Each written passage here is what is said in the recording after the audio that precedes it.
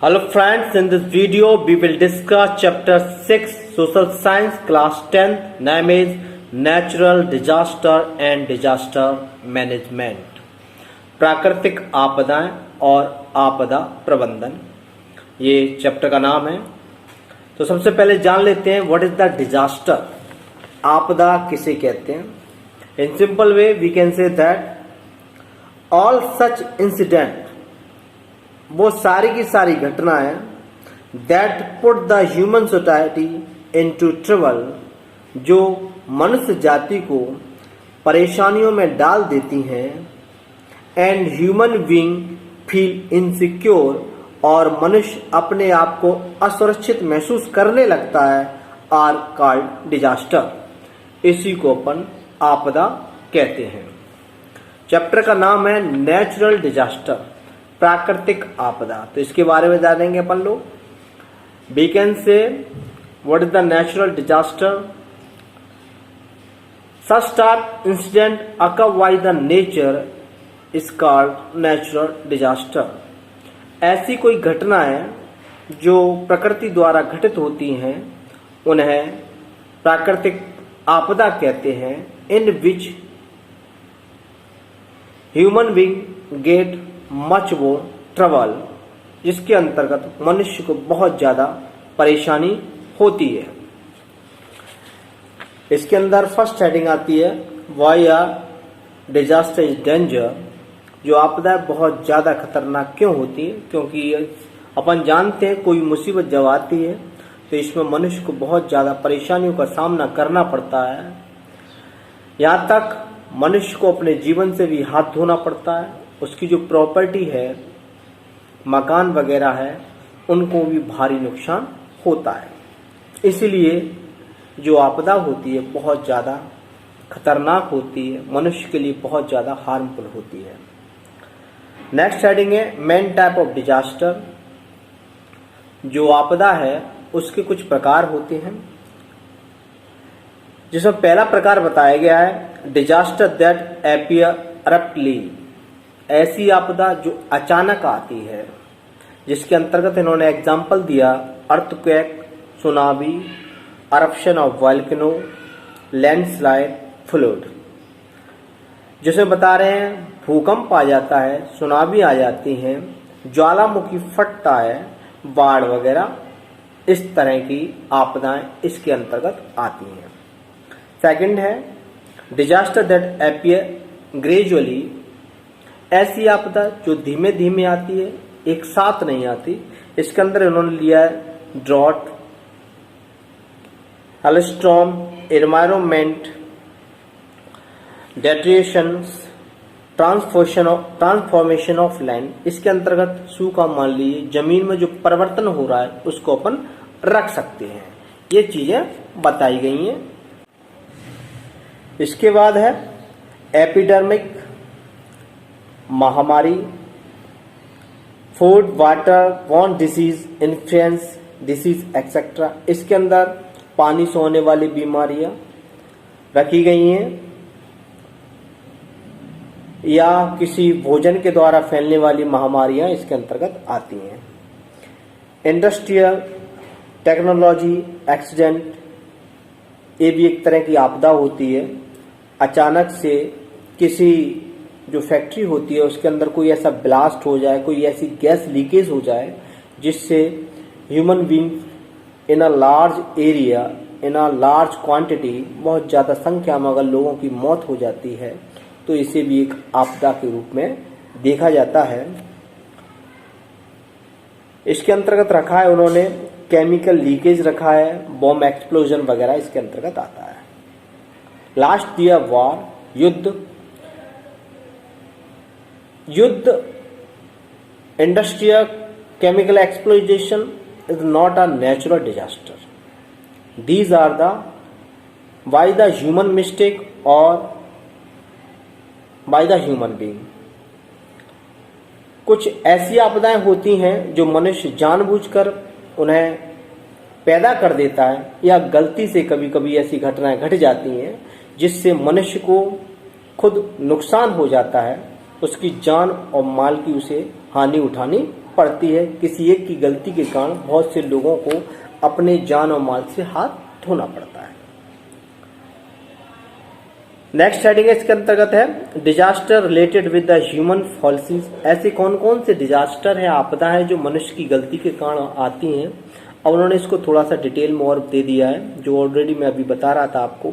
इसके अंतर्गत उन्होंने रखा है atomic, biological and chemical bomb explosion, जो मनुष्य के द्वारा किसी देश या अपन थ्रो कर देते हैं, डाल देते हैं, फेंक देते हैं, जिससे बहुत सारे मनुष्यों की जान चली जाती है। इसके अंतर्गत रखा गया है। अब आते हैं नेचुरल डिजास्टर, प्राकृतिक आपदाएं हेडिंग है। उसके अंदर सबसे पहले आया है ड्रॉट, सूखा।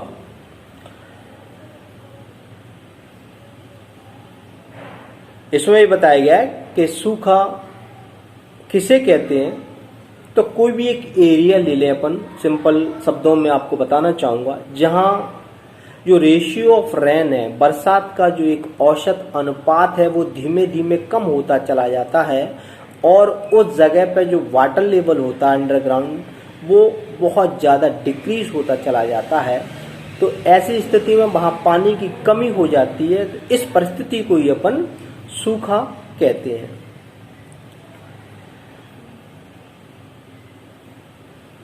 इसके बाद है human factor responsible for drought. ऐसे कौन कौन से मनुष्य ने काम किए हैं जो इस सूखे की स्थिति को उत्पन्न कर देते हैं। इसमें कुछ उन्होंने पॉइंट दिए हैं। इनकरेंस लैंड मैनेजमेंट, जमीन का सही रख रखाव न करना। Ignorance traditional source of irrigation such that tanks, well, reservation etcetera. और जो पानी को अपन अच्छे से बचा सकते हैं उसको इग्नोर कर देना, उसकी तरफ ध्यान नहीं देना कि किस तरह से पानी का मैनेजमेंट किया जाए, पानी को बचा के रखा जाए। डिस्ट्रक्शन ऑफ कम्युनिटी फॉरेस्ट, सबसे ज़्यादा जो रेस्पॉन्सिबल कारण है वो यही है कि ज़्यादातर अपन जंगलों को नष्ट कर रहे हैं। इससे जो पानी का सर्कल है या जो बरसात होती है उसका पूरा सिस्टम गड़बड़ हो रहा है, उसका बैलेंस नहीं बन पा रहा है, जिससे बरसात समय पर नहीं हो रही है और कुछ क्षेत्रों में अपने आप सूखा की स्थिति उत्पन्न हो जाती है, जहां कम से कम फॉरेस्ट एरिया रह जाएगा, क्योंकि फॉरेस्ट बरसात में सहायक होते हैं, हम ये जानते हैं। तो जहां पेड़ पौधे कम होंगे ऑटोमेटिकली वहां पर बरसात कम होगी और कुछ समय बाद, कुछ सालों बाद भी कह सकते हैं, वहां पर सूखे की स्थिति उत्पन्न हो जाएगी। इसी तरह उन्होंने कुछ और भी एग्जाम्पल दिए गए हैं, पर मेन ये कुछ चीजें हैं इनके द्वारा सूखे की स्थिति उत्पन्न हो जाती है। Drought prone area in India, वो कौन कौन से क्षेत्र हैं जहां सूखा पड़ता है, जिसमें नाम दिए गए हैं गुजरात, पंजाब, वेस्ट बंगाल, उत्तर प्रदेश। कुछ ऐसे क्षेत्र हैं जो हर 2 वर्ष बाद उस जगह पे सूखा पड़ता है। कुछ ऐसे क्षेत्र हैं जहाँ 3 साल बाद, कुछ ऐसे क्षेत्र हैं जहाँ 4 साल बाद, कुछ ऐसे क्षेत्र हैं जहाँ 5 साल बाद सूखा पड़ता है। तो जहाँ 5 साल बाद सूखा पड़ता है तो वहाँ ज्यादातर बरसात का जो रेशियो अच्छा रहेगा कंपेयर वहाँ जहाँ 2 साल बाद सूखा पड़ता है। इसी तरह कुछ नाम दिए गए जहाँ पे सूखा पड़ता है 3 साल बाद या 4 साल बाद या 5 साल बाद। इफेक्ट ऑफ ड्रॉट, जो सूखे उसके क्या प्रभाव होते हैं, तो आप जानते हैं पानी की कमी पड़ जाएगी, वहां से लोग अपने आप पलायन करना शुरू कर देंगे। वहां पे आप हर चीज की कमी हो जाएगी, क्योंकि रिसोर्सेज वहां पे कम हो जाएंगे, खाने पीने की चीजें उत्पन्न नहीं हो पाएंगी, तो लोग वहां से अपने आप एक स्थान से दूसरे स्थान पर जाना शुरू कर देंगे। तो ये ऑटोमेटिकली अपन कह सकते हैं कि इससे अनएम्प्लॉयमेंट बढ़ जाएगा। लोग एक जहां दूसरी जगह जाएंगे वहां पे जनसंख्या बढ़ जाएगी, यहाँ पे जनसंख्या की कमी हो जाएगी। इस तरह अपन दे सकते हैं कि इस सूखे का एक तरह से पूरे क्षेत्र पर प्रभाव पड़ता है, क्योंकि लोगों पे प्रभाव इसका पड़ा, उन्हें पीने के लिए पानी की कमी पड़ी, तो वो एक स्थान से दूसरे स्थान पर जाएंगे तो उन्हें काम भी चाहिए। इस प्रकार हम कह सकते हैं कि सूखे का बहुत ज्यादा प्रभाव मनुष्य के जीवन पर पड़ता है। Step to minimize the ill effect of drought, कौन कौन से ऐसे अपन उपाय करें जिससे कि सूखे का कम से कम प्रभाव पड़े अपने ऊपर। तो मैं इसमें सिर्फ एक ही बात कहना चाहूँगा कि ज़्यादा से ज़्यादा पेड़ पौधे लगाएं, जिससे आपके यहाँ अच्छी बरसात होगी। फिर उस बरसात के पानी को आपको स्टोर करने की मैनेजमेंट कर आनी चाहिए, किस तरह से इसको तालाबों में इकट्ठा किया जाए, जिससे वो तालाबों में इकट्ठा होगा तो वो जमीन के अंदर जाएगा, वो वाटर लेवल धीमे धीमे इंक्रीज होता चला जाएगा। These are the main, I think main point है ये, जिससे अपन सूखे की स्थिति से निपट सकते हैं या कम से कम अपन को नुकसान उठाना पड़ सकता है अगर इस तरह से अपन उपाय करते हैं तो। नाउ है फ्लड डिजास्टर। ये दूसरा पॉइंट आया है, बाढ़ आपदा। इसको जान लेते हैं कि क्या है ये। Accumulation of large quantity of water on the big area which causes loss to the lives and properties called flood. एक जगह पर बहुत ज्यादा क्वांटिटी में पानी का इकट्ठा होना, जिससे मनुष्य के जीवन को खतरा उत्पन्न हो जाता है, इसी को बाढ़ कहते हैं, जिससे उसकी प्रॉपर्टी को भी नुकसान पहुंचता है। Causes of response of flood, बाढ़ आने के कौन कौन से कारण होते हैं। इसका भी मेन कारण डिफॉरेस्टेशन है। पेड़ पौधों का ज्यादा से ज्यादा अपन काट रहे हैं, तो कहीं पे बहुत ज्यादा बरसात हो जाती है, कहीं पे बहुत कम बरसात होती है। मैंने ये और इसमें कुछ और कॉजेज दिए गए हैं। Increase of slight and soil in reverse, जो नदियां होती हैं उनमें जो उसका धरातल होता है उस पर ज़्यादा मिट्टी बढ़ रही है, तो उससे पानी बाहर की तरफ आ जाता है, तो आसपास के एरिया में बाढ़ की स्थिति उत्पन्न हो जाती है। लैंडस्लाइड दिया गया है इसके अंतर्गत। कुल मिला के अपन ये कह सकते हैं कि इन्वायरमेंट का जो अपन को डिस्ट्रक्शन नहीं करता है, इन्वायरमेंट की स्थिति को बहुत संभाल के अच्छे से कर रखना है, ना अपन को इसको ज़्यादा पॉल्यूट करना है। किसी प्रकार की ऐसी स्थिति मनुष्य के द्वारा ना हो जाए जिससे जो एक रेशियो इस इन्वायरमेंट में चल रहा है वो ना बिगड़े। कि जो समय होता है बरसात का, बरसात के समय में बरसात हो, जहाँ जितनी रेशियो में बरसात की जरूरत है वहाँ हो। अगर वो रेशियो डिस्टर्ब होता है तो कहीं पे सूखा उत्पन्न हो जाए, कहीं पे बाढ़ की स्थिति क्रिएट हो जाएगी। नेक्स्ट हेडिंग है फ्लड रीजन इन इंडिया। वो कौन कौन से क्षेत्र हैं जहाँ पे बाढ़ ज़्यादातर आती है, तो इसमें नाम दिया गया अरुणाचल प्रदेश, मेघालय, त्रिपुरा, वेस्ट बंगाल, बिहार, उड़ीसा, जहाँ पे ज़्यादातर ये वो क्षेत्र जहाँ पे बाढ़ आती है। इफेक्ट ऑफ फ्लड्स, बाढ़ का क्या प्रभाव है, तो इससे फिजिकल हार्म होता है, शारीरिक रूप से नुकसान अपन उठाते ही हैं। डेथ एंड पब्लिक हेल्थ, और जो मनुष्य का जीवन पूरी तरह प्रभावित हो जाता है। बाढ़ आने से आपको स्वच्छ पीने का पानी नहीं मिलता, जिससे रोग उत्पन्न हो सकते हैं। हेडेंस इन वाटर सप्लाई, आपको स्वच्छ पीने के पानी की सप्लाई में दिक्कत आ सकती है। क्रॉप्स एंड फूड सप्लाई, और जहां बाढ़ आएगी वहां क्रॉप्स पैदा नहीं हो पाएगा, तो वहां पे भोजन की व्यवस्था करने में भी दिक्कत आ सकती है। चेंज द सॉइल स्ट्रक्चर, जब बाढ़ अब एक जगह पे एक बार आ जाती है तो वहां पे जो उपजाऊ भूमि है उसकी स्थिति पूरी तरह बदल जाती है, जो कि जो प्रोडक्शन है वो कम हो जाता है। तो इतने सारे बाढ़ आने से प्रभाव पड़ते हैं मनुष्य के जीवन पर। Step to minimize ill effect of flood, कौन कौन से ऐसे स्टेप उठाए अपन जिससे कि अपन बाढ़ के प्रभाव को, अर्थात अपन कह सकते हैं कि जो नुकसान होने वाला है अपन को उसे कम से कम अपन करें। तो सबसे पहले तो अपने पास मैनेजमेंट होना चाहिए। बाढ़ आने की स्थिति में अपने आप को कैसे बचाएं, अपने सामान को कैसे बचाएं, तो पहले से इन सारी चीजों की व्यवस्था करके रखनी चाहिए। अगर अपने ऐसे एरिया में रहते हैं जहां आसपास नदी है, यहाँ पे बाढ़ आती रहती है, तो अपने घर पे ऐसे सामानों का अपन को इंतजाम करके रखना चाहिए जो बाढ़ की स्थिति में अपन को बचा सके, साथ में अपने सामान की भी रक्षा हो सके, अपन आसानी से एक स्थान से दूसरे स्थान पर पहुंच सके। इसकी व्यवस्था पहले से ही करके रखनी चाहिए अपन लोगों को। नेक्स्ट हेडिंग है अर्थक्वेक, भूकंप। तो आप जानते हैं कि धरती के अंदर ऐसी तरंगें उठती हैं जिससे कि पृथ्वी के ऊपर जो सतह होती है वो खिसक जाती है, उसी का नाम भूकंप है।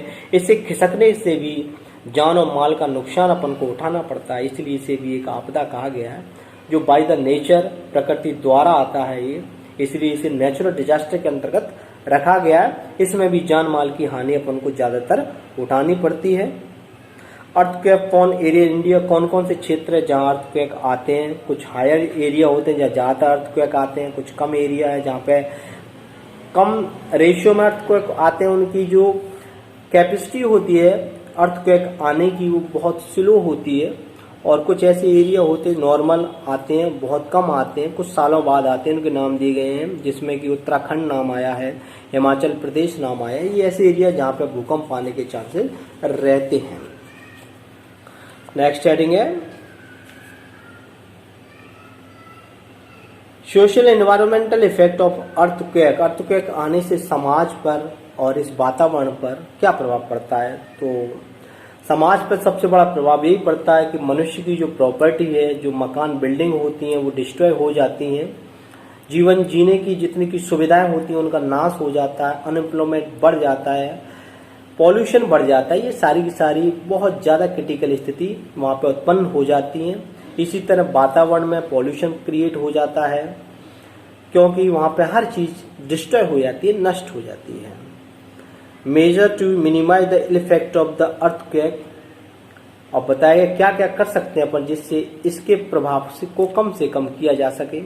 तो इसके लिए आपके पास एक स्थान से दूसरे स्थान पर जाने के लिए अच्छी सुविधा होनी चाहिए। जब आपको लगता है कि यहाँ पर अर्थक्वेक आ चुका है तो वहाँ पर लोग जल्दी से जल्दी पहुंच जाए और उनको सहायता की जरूरत है जिन लोगों को उनको। वीडियो थोड़ा लंबा हो रहा है तो इस वीडियो में इतना ही। नेक्स्ट वीडियो में अपन डिस्कस करेंगे आगे की heading. Thank for watching this video.